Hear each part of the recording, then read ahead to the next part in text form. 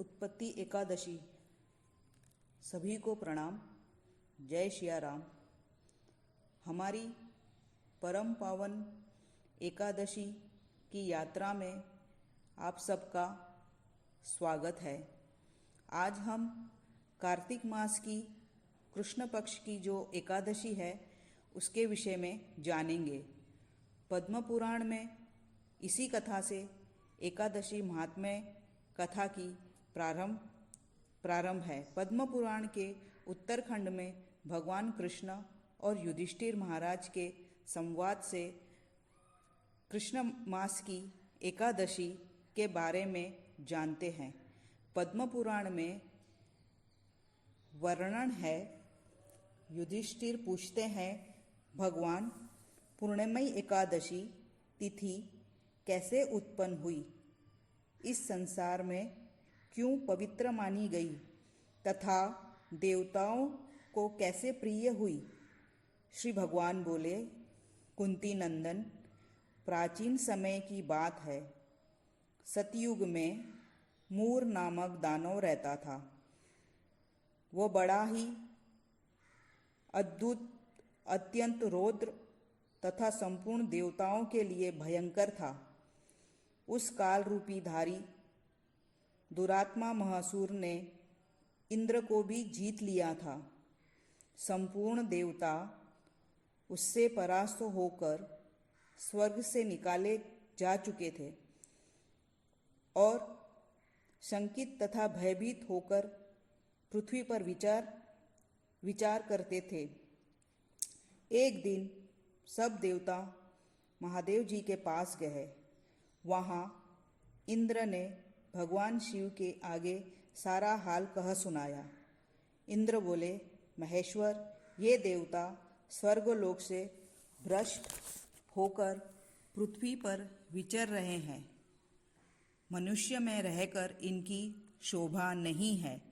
देव कोई उपाय बतलाए। देवता किसका सहारा लें। महादेव जी कहते हैं, देवराज, जहाँ सबको शरण देने वाले, सबकी रक्षा में तत्पर रहने वाले जगत के स्वामी भगवान गरुड़ध्वज विराजमान है, वहाँ जाओ। वे तुम लोग की रक्षा करेंगे। भगवान श्री कृष्ण कहते हैं, युधिष्ठिर, महादेव जी की बात सुनकर परम बुद्धिमान देवराज इंद्र संपूर्ण देवताओं के साथ वहाँ गए। भगवान गदाधार क्षीर सागर के जल में सो रहे थे। उनका दर्शन करके इंद्र हाथ जोड़कर स्तुति आरंभ की। इंद्र बोले, देव देवेश्वर, आपको नमस्कार है।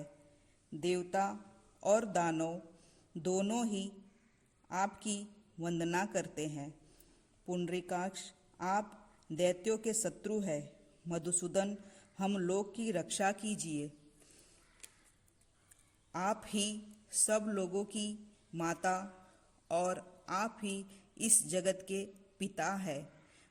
भगवान देव देवेश्वर, शरणागत वत्सल देवता भयभीत होकर आपके शरण में आए हैं। प्रभु, अत्यंत उग्र स्वभाव वाले महाबली मूर नामक दैत्य संपूर्ण देवताओं को जीतकर इन्हें स्वर्ग से निकाल दिया है। इंद्र की बात सुनकर भगवान विष्णु बोले, देवराज, वह दानव कैसा है, उसका रूप और बल कैसा है तथा उस दुष्ट का रहने का स्थान कहाँ है। इंद्र बोला, देवेश्वर, पूर्व काल में ब्रह्मा जी के वंश में तालज्ञ नाम का एक महान असुर उत्पन्न हुआ जो अत्यंत भयंकर था। उसका पुत्र मूर दानव के नाम से विख्यात हुआ। वह भी अत्यंत उत्कुट, महापराक्रमी और देवताओं के लिए भयंकर है।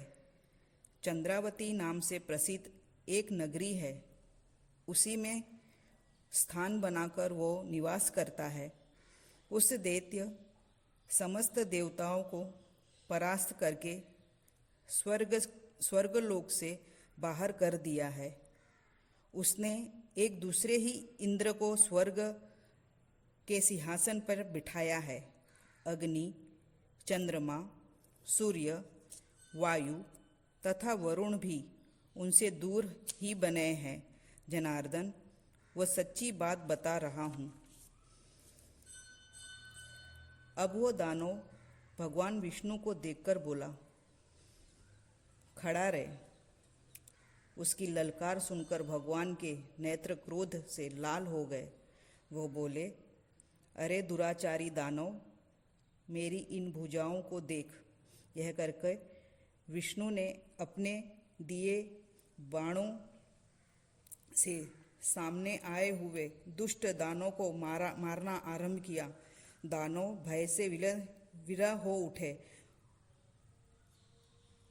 तत्पश्चात श्री विष्णु ने दैत्य सेना पर चक्र प्रहार किया। उससे छिन्न भिन्न होकर सैकड़ों युद्ध मौत के मुख में चले गए। इसके बाद भगवान मधुसूदन बद्री का आश्रम को चले गए। वहाँ सिंहावती नाम की गुफा थी जो 12 योजन लंबी थी।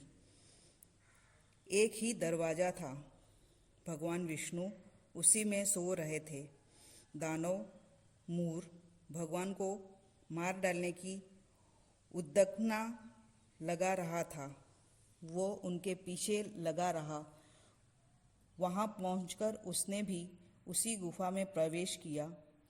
वहाँ भगवान को सोते देख उसे बड़ा हर्ष हुआ। उसने सोचा, यह दानव को भय देने वाला देवता है। अंत निसंदेह इसे मार डालूंगा।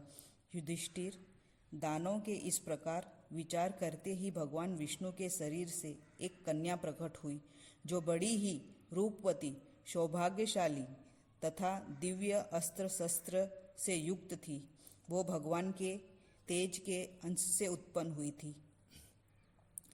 उनका बल और पराक्रम महान था। युधिष्ठिर, दानवराज मूर ने उस कन्या को देखा। कन्या ने युद्ध का विचार कर दानव के साथ युद्ध किया, याचना की। युद्ध छिड़ गया। कन्या सब प्रकार के युद्ध काल में निपुण थी। वो मूर नामक महान असुर उसके हुंकार मात्र से राख का ढेर हो गया। दानव के मारे जाने पर भगवान जाग उठे। उन्होंने दानव को धरती पर पड़ा देखा। पूछा, मेरा ये शत्रु अत्यंत उग्र और भयंकर था। किसने इसका वध किया?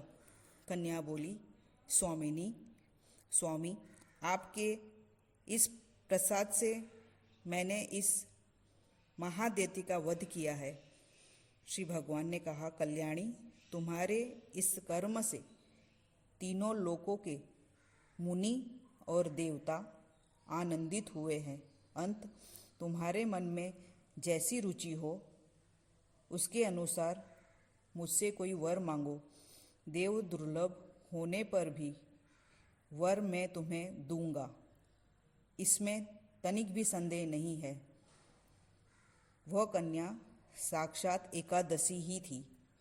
उसने कहा, प्रभु, यदि आप प्रसन्न हैं तो मैं आपकी कृपा से तीर्थों में प्रधान समस्त विघ्नों का नाश करने वाली तथा सब प्रकार की सिद्धि देने वाली देवी हूँ। जनार्दन, जो लोग आप में भक्ति रखते हुए मेरे दिन को उपवास करेंगे, उन्हें सब प्रकार की सिद्धि प्राप्त हो। माधव, जो लोग उपवास नत अथवा एक भुक्त करके मेरे व्रत का पालन करें, उन्हें आप धन, धर्म और मोक्ष प्रदान कीजिए। श्री विष्णु बोले, कल्याणी, तुम जो कुछ कहती हो वह सब पूर्ण होगा। भगवान कृष्ण कहते हैं, युधिष्ठिर, ऐसा वर पाकर महाव्रता एकादशी बहुत प्रसन्न हुई। दोनों पक्ष की एकादशी समान रूप से कल्याण करने वाली है। इसमें शुक्ल और कृष्ण का भेद नहीं करना चाहिए। यदि उदय काल में थोड़ी सी एकादशी, मध्य में पूरी द्वादशी और अंत में किंचित